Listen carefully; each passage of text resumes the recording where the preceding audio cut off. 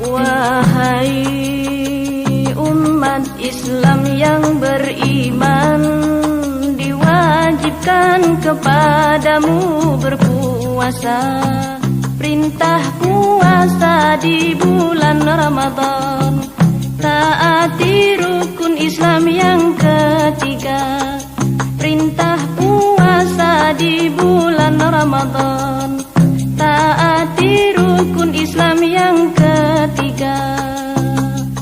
Wahai umat Islam yang beriman, diwajibkan kepadamu berpuasa.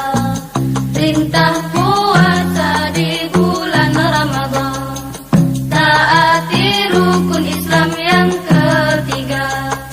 Perintah puasa di bulan Ramadan, taati rukun Islam yang ketiga.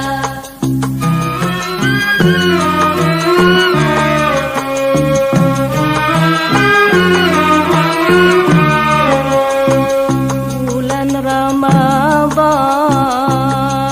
bulan yang suci, perbanyak ibadat, turunnya rahmat.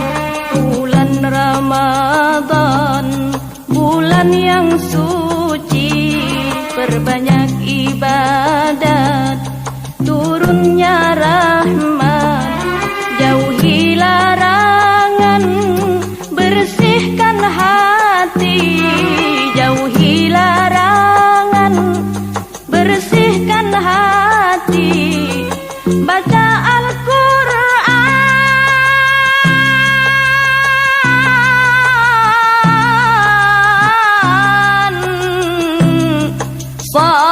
salat dan taubat.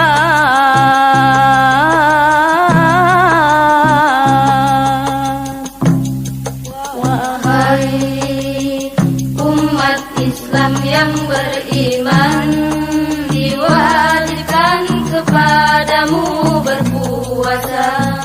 Perintah puasa di bulan Ramadan, taati rukun Islam yang ketiga.